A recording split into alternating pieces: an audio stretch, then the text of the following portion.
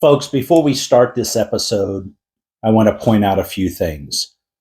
One, the episode you're about to see was very cordial. Some tough questions were asked. And the interview, one camp will say, oh, this was great. Another camp may say, oh, it just didn't hit hard enough. However, the real reason for the lead-in to this is everything that was discussed on the podcast has been fact-checked. So stay tuned. Our next episode that releases next Sunday will be with the Phylaxis Society.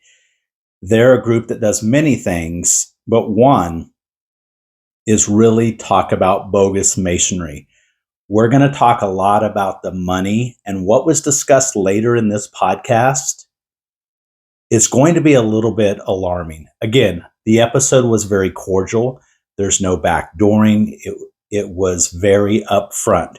There are some people from one camp that felt like, oh my gosh, Weston was trapped. He asked to come on, and it was a very interesting dialogue. The episode that you'll see next week will really bring to light not only questions about the money, which I've always had a lot of concerns about, but we also This is a Brooklyn-bound 2 express train. Personally, and was in one of the bogus Masonic lodges. I hope you enjoy this episode, but more than anything, stay tuned to next week, as it will really change your mind on this whole topic.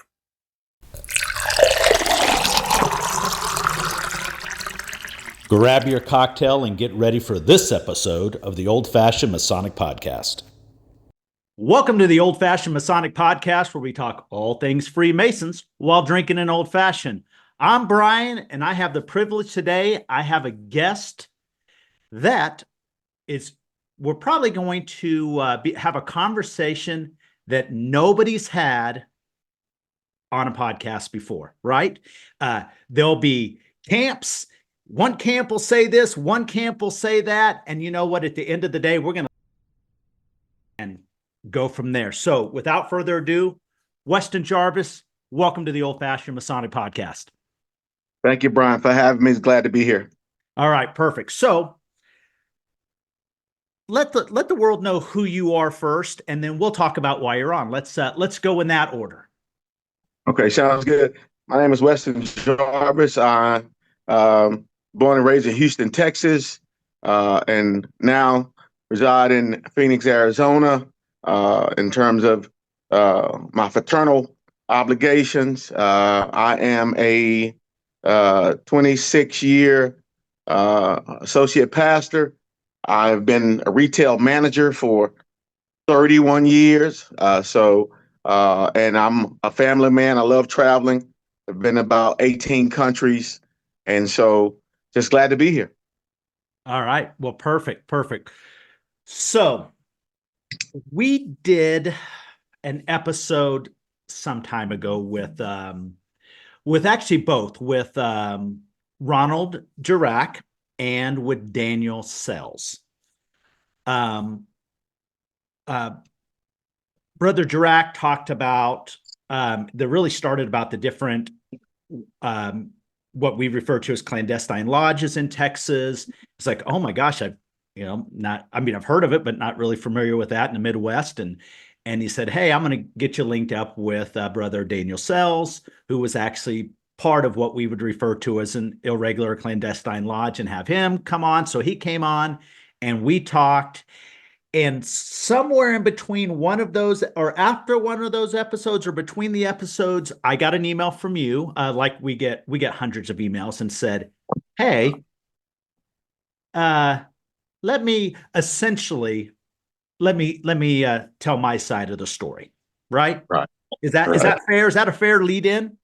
Absolutely. And let me say this, Brian, you're the first person that I know of, and I've been doing this 31 years, to actually have a platform and allow somebody to come on and tell the other side. And I'm going to be honest with you. I have sent emails to other people, and I've been doing it for years. Yeah. and nobody even responded, right? So I appreciate you doing that. I also want to say that, man, I am a Clandy.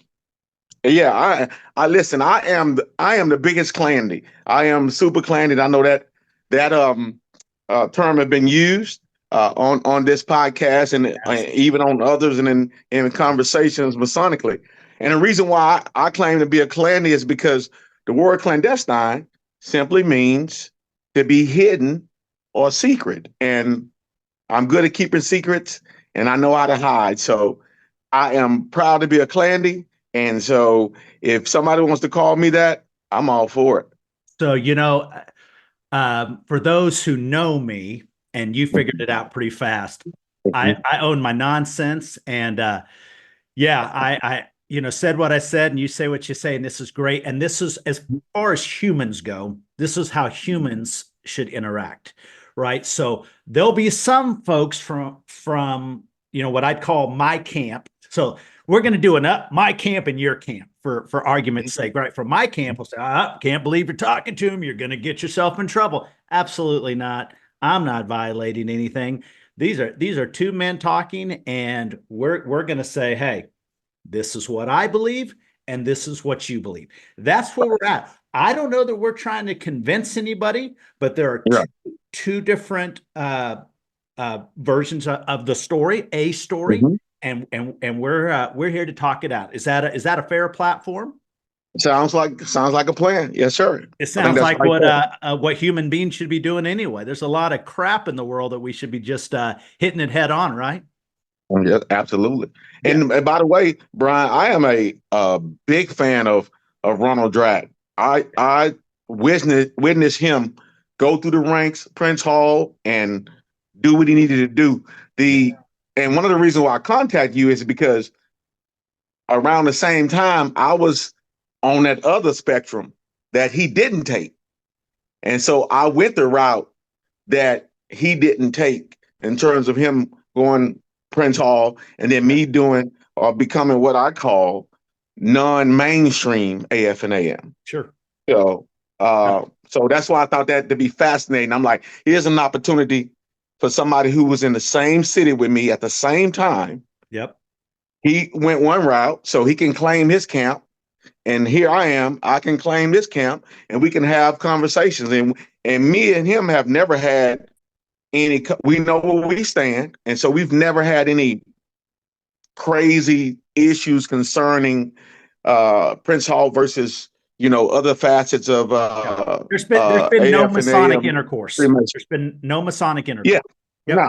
Yep. No, none at all. Yep. Mm-hmm. And that's not really, we're not going to delve into that because, obviously we don't know what's going on. So how do we want to take this? I've got notes, and you emailed me, so I want to give you a platform and let me sit back and shut my big old mouth and let you, you tell me what you think, what you want our listeners to know about what I'd refer to as the Clandys.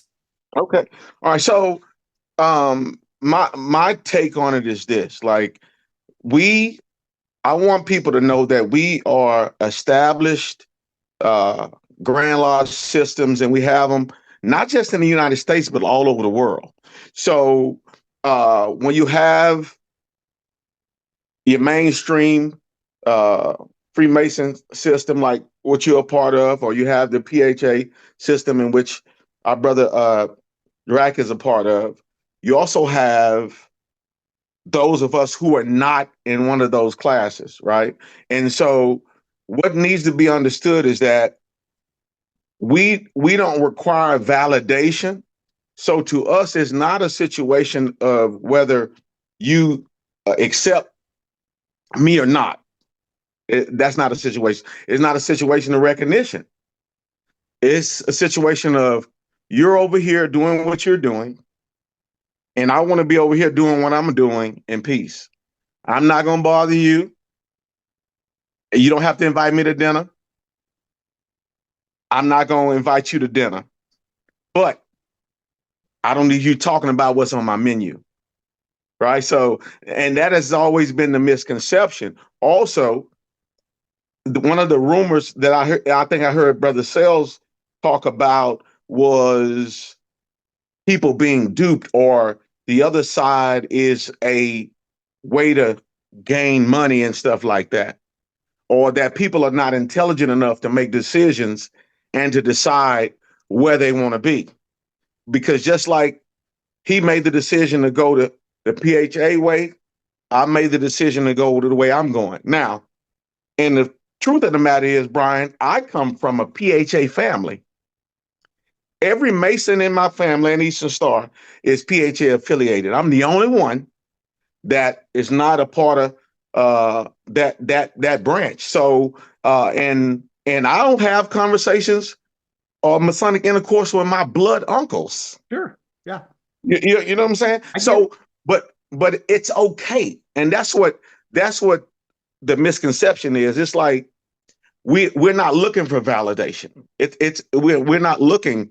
We don't have to come to your meetings. We got our own meetings. We don't have. We got all of the rights set up. We got Scottish Rite. We got York Rite. We got Primitive Rite. We travel. I just got back this morning from New Orleans, Louisiana, for the Shriners and Daughters weekend, because I did not want to have this podcast postponed again.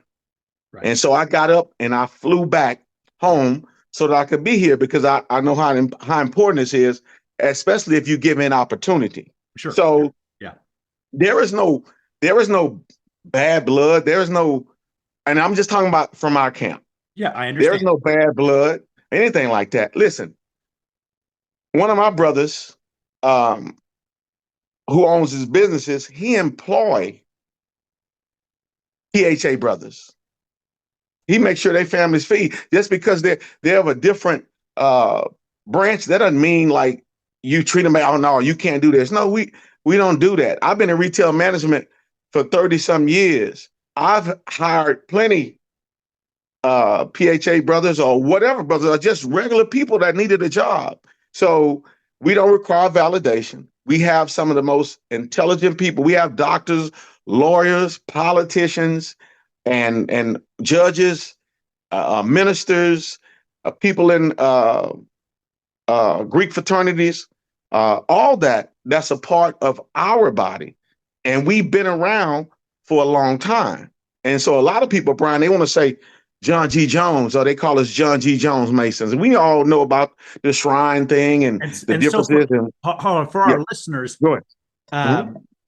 Weston's referring to John George Jones, which is in mainstream would refer to him maybe as the father of Bogus Masonry. If you right. So that's correct. I just had to do some research. Sorry about that. Yeah. Oh, no problem. Yeah, he's the father of Clandys. Yeah. John George Jones. He's a Clandy Daddy. So, but here's the thing, Brian, and I heard you on one of the podcasts when you talked about why y'all didn't tell me that Pennsylvania used right worshipful, right? And it's those little things like that we don't know, because we just assume everybody's doing the same thing, right? So with John G. Jones, what people don't understand. And unfortunately, Brian, even a lot of people in my camp don't understand this truth. We're not going nowhere. And we are the fastest growing Masonic branch in the world. So Clandy, Bogus, whatever that looks like, whatever you want to call us, we are, because we've learned how to, and I was been looking at the podcast and listening and seeing how, you had a couple of guests on, even PHA and mainstream Masons like yourself, y'all having the same problems, right? Yeah. Those same problems that y'all talked about, we have those same problems too. Sure. Now, the only difference is with us is we have been able to touch a couple of generations and are preparing for other generations so that the craft doesn't die. Yep. And so a lot of times it's going to be hard to touch Gen Z. Yep. And that's for all of us. Like it's going to be hard to touch Gen Z, but we've been able to do that because we are using technology. Yep. We are making Freemasonry attractive. Our numbers are not dying by no means. Our numbers are increasing, not just in the USA, but literally all over the world. Right. So yeah, no, so you've watched enough episodes to say I'm about as real as a dude as they come. I'll speak it like it is. There's some things about Masonry that are most things about Masonry are just kick ass. I mean, we feel it, we believe it, our camaraderie, but there's just some things, obviously, as an organization we can do different, and we talk about it a lot. So I got some questions I want to ask you. Nothing crazy, nothing controversial, because I don't need to go that way with you. So you made the comment or comments to like, hey, we're not looking to be recognized. So let me just ask you this. Why would this is a legit question. If there is the recognized route, why would somebody choose knowingly to go the unrecognized versus the recognized route? Like you're articulate, sharp guy. Why is there a reason, that, or why do people come in and then leave and go to the other side? Walk me through why you wouldn't want to come, what I'd say, to our camp. So, well, a lot of that in terms of we look at it two ways, Brian. So we look at it as mainstream, like yourself, and then PHA Mason. So two different baskets, two different buckets. Okay. Right. And so coming in, you really shouldn't know the difference. You really shouldn't know the difference. Unless it's like family members and stuff brought you in. My family members didn't bring me in. Right. And they were Prince Hall Masons. They didn't bring me in. But once I got in, and I'm at a funeral, and I have on a pin, and my uncles are like going crazy, and I'm like, wait a minute, but y'all been knowing me my whole life. And you got 6 sons that are my cousins. Why aren't any of them Masons? You know what I mean? So not knowing could be a reason why people don't say, hey, you know what? Go that route, or I'm gonna go this route. The other thing is this, and this is just honest from me. I don't believe the story enough To me, the story doesn't stick enough in terms of the history of Prince Hall.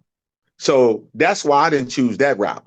Now, as far as why not mainstream? Why not mainstream? Right, Forget Prince Hall. Why not my camp?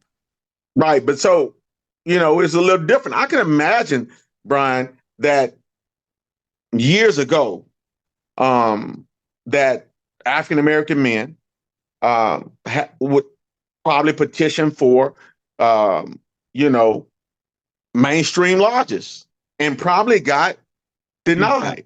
Probably got. You know what I mean? So yeah, I believe that happened. Yeah, there's no doubt about it. I think that's why they didn't. And I have a lot of mainstream friends. I have a lot of mainstream friends. I have had the privilege, and probably one of the few men I've had the privilege to be present at 5 or 6 mainstream raisins. So, and they knew who I was or what I wasn't, right? Yeah. But because of that relationship with my friends, they let me in. One time, I actually helped the brothers in Texas at a mainstream lodge in Pasadena, Texas, which is not now, but was one of the racist cities in Texas. I was able to assist them in a raising, and everybody treated me golden. And it was something I had never seen, because y'all do it different. I mean, it is a big deal. And I think that if people even knew, like I know what y'all do, in terms of it, I think that they probably would gravitate towards it. But unfortunately, let's be honest, Brian, none of us do a great job of, I don't want to say advertising the craft, but putting it in a good light to where it's attractive. Yep, that's fair. So people will say, hey, man, I want to do that, you know? And it's just blessed. Like in my jurisdiction, man, we've grown in 18 months in Phoenix, Tucson, and all of that. We've grown a jurisdiction of 200 people. You know what I mean? So it's just about how you approach it and what you want to do. But to answer your question, I didn't take another route because on this bucket, I didn't think I could, right? Okay. And probably couldn't. On the Prince Hall bucket, I just don't believe the story enough. It's not fascinating enough to me to say, hey, you know what? Now that's that, then I'm gonna go over here. And also, Brian, you can't invite me to dinner after you have already talked about my meal. Yeah. You know what I mean? So I think that's the reason why a lot of people just, stay where they at or don't even worry about it. And then when I've seen a lot of people just quit because of that. Mm-hmm. I've witnessed it over the years where people just quit and said, I didn't know that Freemasonry was like that, to where, these differences. And I got this dude talking to me on the internet and he's talking to me bad and all this here. I was approached in a mall and I had my family with me and the brother was just being, rude and disrespectful. And we supposed to be Masons. Yeah. My family don't know the difference. They shouldn't have to experience that. So yeah, that's unfortunate. Yeah. If that's the case, and you had what we'd call mainstream and they approach a Clandy in public with their family, that's out of bounds to me. Mhm. Because kids and family are off limit. If I've got something to say to Weston Jarvis, I Mhm. either get him on the phone, get him on a Zoom, talk to him, but family's out of the deal. So whoever would do that, that's totally out of bounds. I would not support that. Because kids and family are off limits. So let me ask you a couple Absolutely. more things. So do Yes, sir. you think your members, when they join what I would call the Clandy side, do you think that when they join, is it clear to them that, hey, there's going to be recognized and all of these, but we kind of do our own thing? Do you think when they sign up, they know from the jump? Well, one of the things that we've been good at, and when I say we, I'm talking about the jurisdictions that I've been a part of. Okay. And I don't know if you're familiar with what we call a General Grand Masonic Congress. So a General Grand Masonic Congress is a group of Grand Lodges from various states, one Grand Lodge per state. For example, the Congress that I'm a part of, we have 24 states, so we got 24 Grand Lodges in those 24 states. Memberships is in the tens of thousands, right? So we explain that part of it. We explain that part of it. I've always been the type to tell men when they join our organization who we are and give them the privilege to learn about PHA and to learn about mainstream and to understand that. And we have had some who said, you know what? I don't want to do this no more. I'm going to be PHA, Okay. right? That happens every now and then. We've had a very few, to say, hey, I'm joining a mainstream, predominantly white lodge, right? Sure. Um, That's reality. and I know that varies different states. It Now, might be listen, more in some that's states. reality, man. That's Yeah, reality. right. Yeah, that's reality. So I know it is, that. people try to tiptoe around that. We're in I can't remember where our lodges ranked. One time we were the largest in the world, pushing 8,000 members, and our lodge, not our Grand Lodge, our lodge. And, we're, around 1,000. But, always been, we're in the Midwest, so it's always been mostly white dudes, right? That's Yeah, how right. it is. What But it is, yeah. here's kind of the cool thing. This, I don't, this will shock some. So our lodge, Albert Pike Lodge, big lodge. Several years ago, we have a member who was a past master, Prince Hall Lodge, PHA in Wichita, and joined Albert Pike. Great, no problem. In 2025, he's the master of Albert Pike Lodge, the first dude of color, the first Prince Hall guy. So, yeah, I don't know what goes on in different jurisdictions. I don't claim to try to control the ignorance that's in the world. Another cool thing, a guy that's on our Grand Lodge line, and should it move the way that he'll be Grand Master of Kansas, white dude, Prince Hall past master, and he'll be a Grand Master of Kansas as well. So we cut both ways in Kansas. We just don't go by the norms. I do believe there's some lodges and well, I know there's jurisdictions that they just don't even recognize PHA, and I'd have to believe that it's for some old ass belief systems out there. Right. And I'm not that naive to understand that.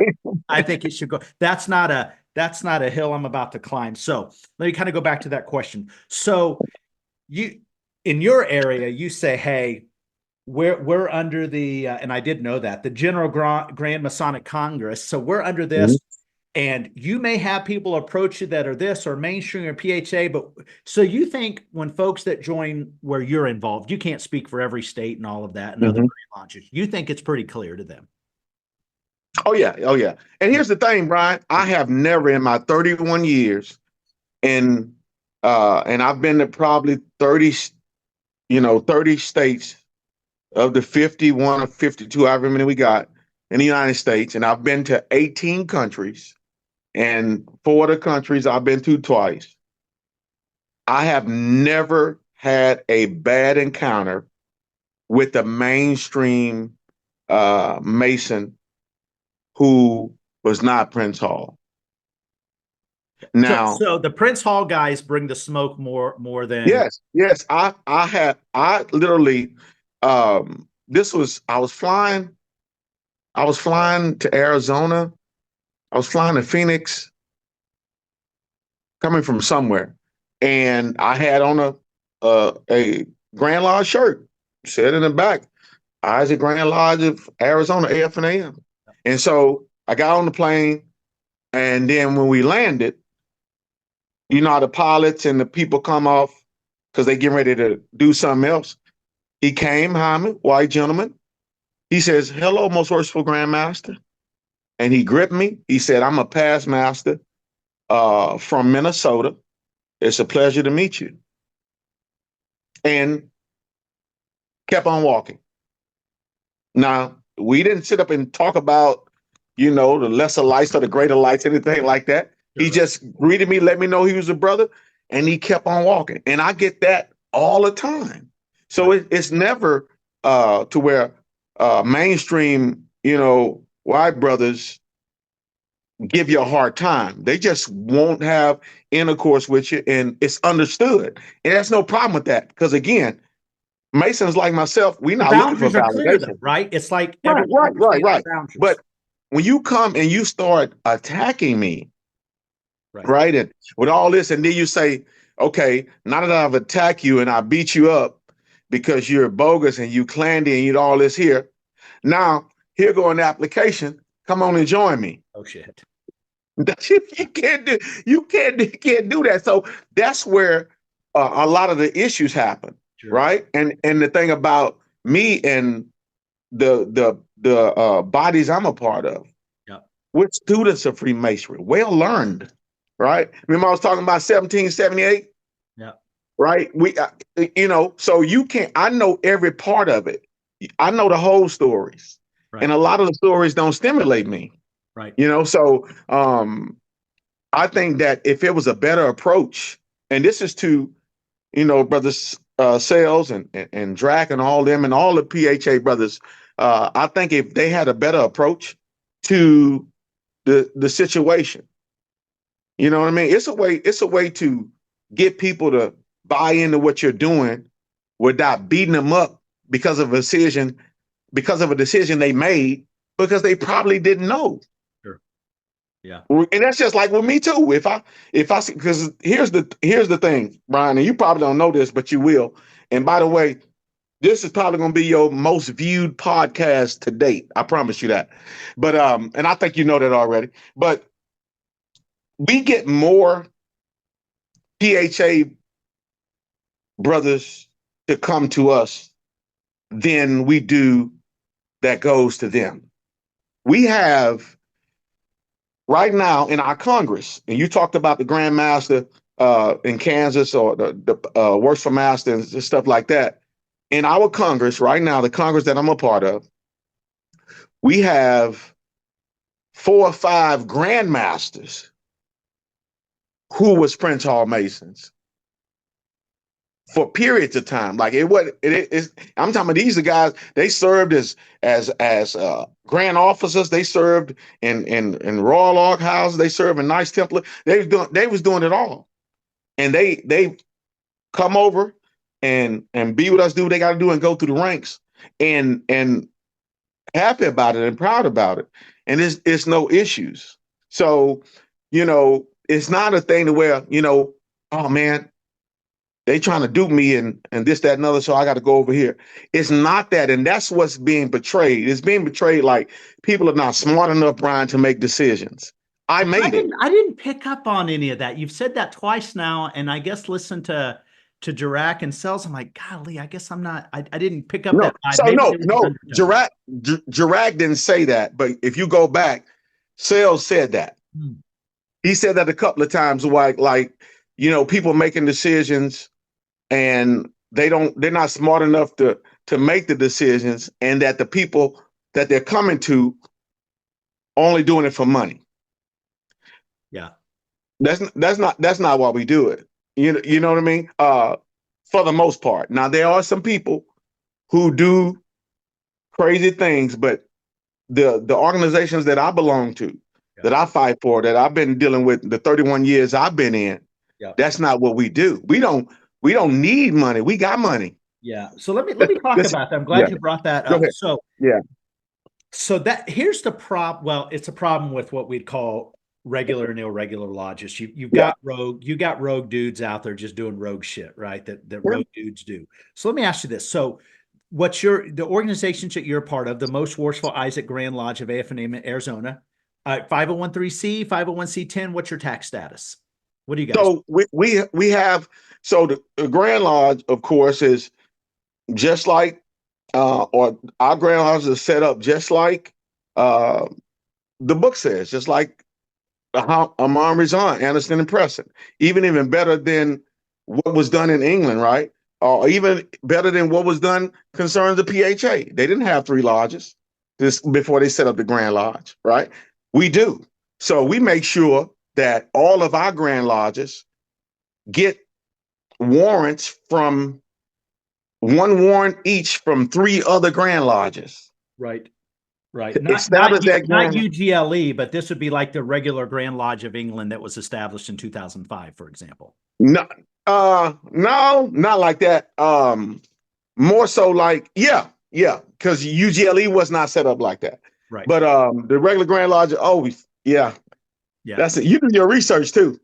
I don't read a lot. If there's pictures are good, but so I'm going to go back. Specifically, the claims that get made a lot on what I'd call the clandestine sign is the tax status. So I'll go back. So your Most Worshipful Isaac Grand Lodge AFNM of Arizona, is it a 501(c)(3), a 501(c)(10)?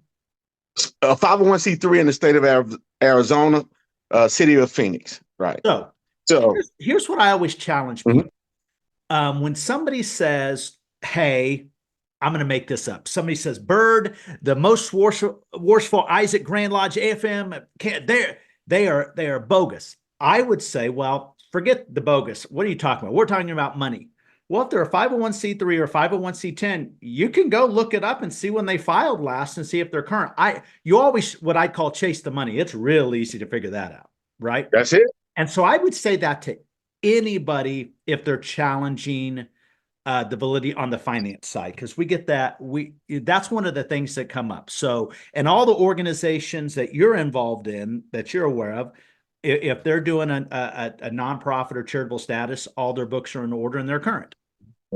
But here's the thing, Brian, and I'm glad you brought that up. This is what they use to discover who you are. Mm-hmm.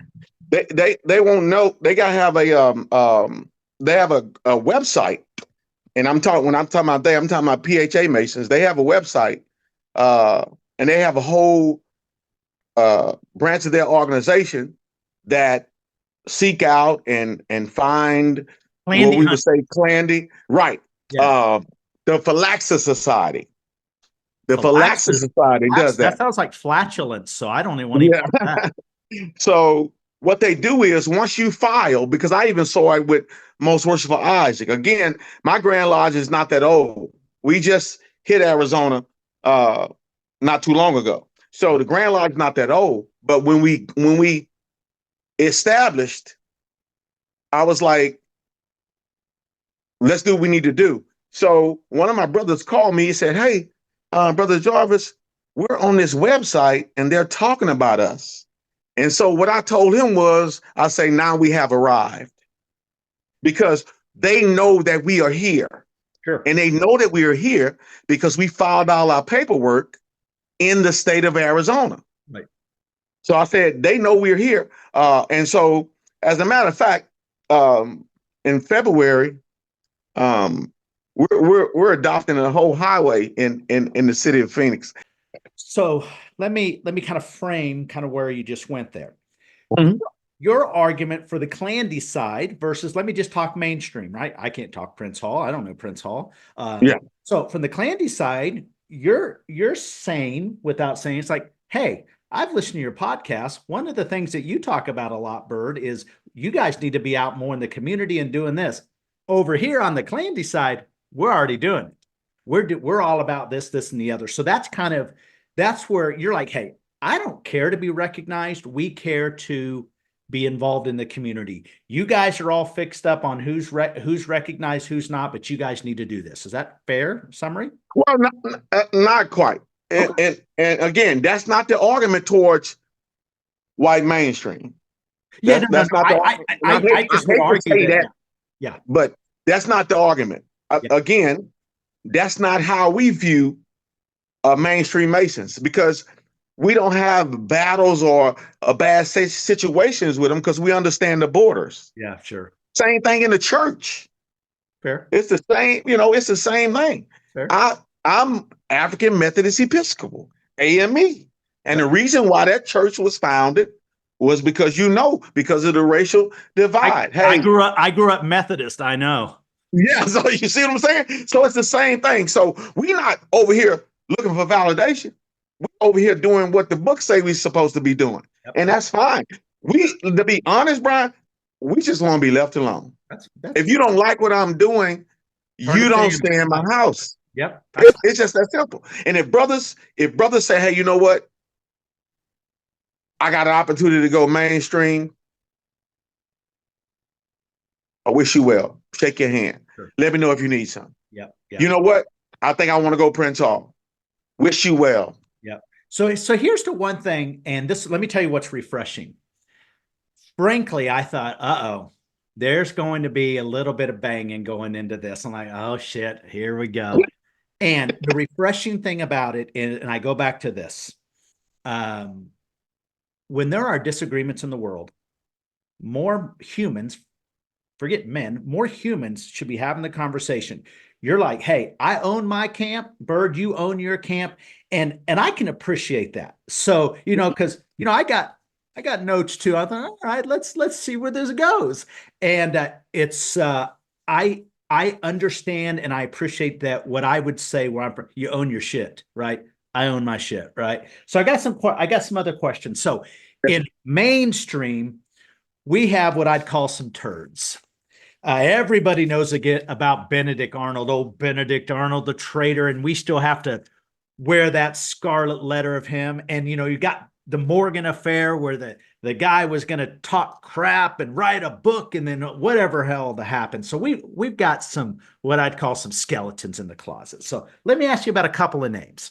So Dr. Conrad Murray, those who don't know, Dr. Conrad Murray was Michael Jackson's doctor.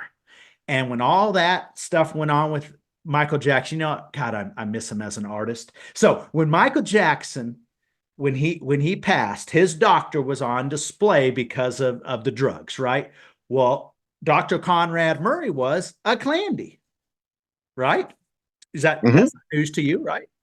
Yeah, no, yeah. And listen, so let me say this.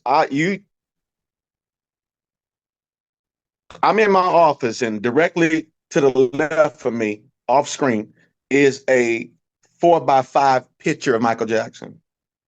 I'm a big Michael Jackson fan. Listen, I cried like a baby when he died, right? My daughter did too, because and she did a hand-drawn poster of him.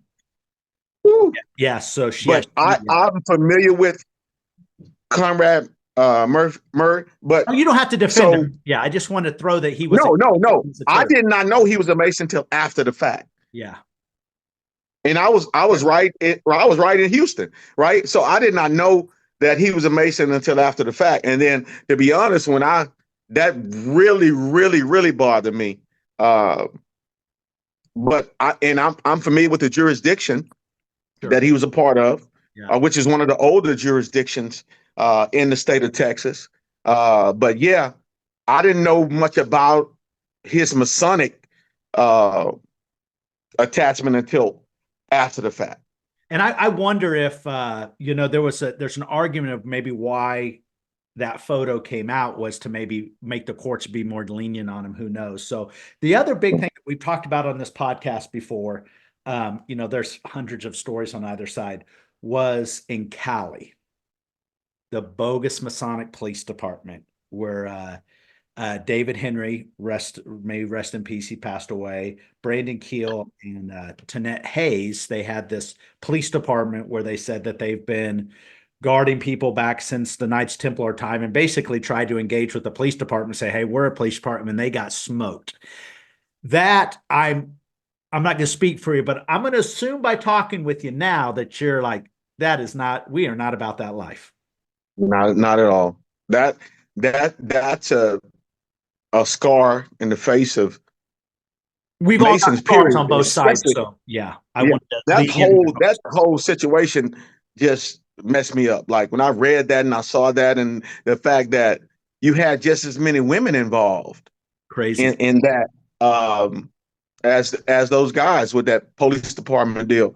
But yeah, again, neither one of the cases are part of the body that I belong to. Yeah. And that's fair, because there are just turds in Masonry that do all sorts of things. You can see stuff that goes on the shrines and whatnot. So certainly not asking you to speak on them, but it's just, there is shade on all sides of it. So I guess I want to kind of wrap it up with this.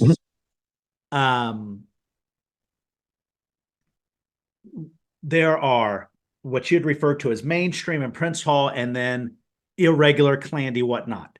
I think if somebody said, hey, Bert, I heard you talk to Weston Jarvis and the episode hasn't released yet, what did he say? I think my recap would be this. As a human, he's a pretty cool dude. He's a Clandy, and at the end of the day, they want to do their thing and be left alone. They don't give two craps about being recognized by anybody else, and they just want you to go away. Would that be a fair recap? It'd be great. Well, you know what? I just did the recap. Feeling. The recap just got done for anybody watching, right? Yeah. So although we disagree or we have different belief systems about, the path of Masonry, I think that as a man speaking to another man, as a human, I could talk to you for hours. I think that you shoot straight, I shoot straight, and at the end of the day, that's what humans forget. Push Masonry to the side, and I think this conversation was way more pleasant than maybe I expect. You always prep for that. What's he going to bring? And then Weston's like, what's Bird going to bring at me? What in the hell? What's he going to try to do? Is he going to try to be sensational so he gets the viewers? And hopefully your takeaway was, you know what, Bird was a straight shooter. He didn't try to trap me. He wasn't trying to take me to F town here. And he was a real dude. Absolutely. And that's the thing. Again, I'm just glad for the opportunity. So people can hear, hey, man, I'm okay. Listen, we have, and when I say we, I'm talking about my branch. We have a tremendous respect for mainstream. We have a tremendous respect for Prince Hall. Yep. We all have our own I'm lane. not trying to be funny, the crooks and the hooks and all that there. It's just that guys like me who own whatever and stands on what I say, I get bashed and lied on because I'm in the front, I'm on the front line. Yeah. Yeah. And that's okay. I'm cool with it because we're developing a culture to say, hey, you know what? If they go low, you just still stay high. But the bottom line is people got to understand, like you said, we're men first. Yeah. We're men first. We got feelings, we got families, we got jobs, we got beliefs. Yep. So you have to watch how you handle us. Yeah. On any level. Yeah. And so that's all we're saying. We're gonna do what we gotta do. You do what you gotta do. Meet each other along the way. We can at least be cordial.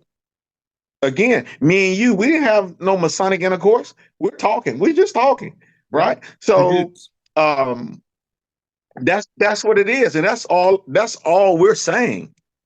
And I know them sentiments are wrong by most of the members. And we do have people out there, even on our side, just doing some crazy stuff and defaming our great organization. And the organization was great before any of us got into it. And when we leave, it's still going to be great. For sure. So Weston, I'm excited, man. I thank you for allowing me to be here. Hey, thanks for coming on the Old Fashioned Masonic Podcast, my friend. Cheers. Oh, yeah.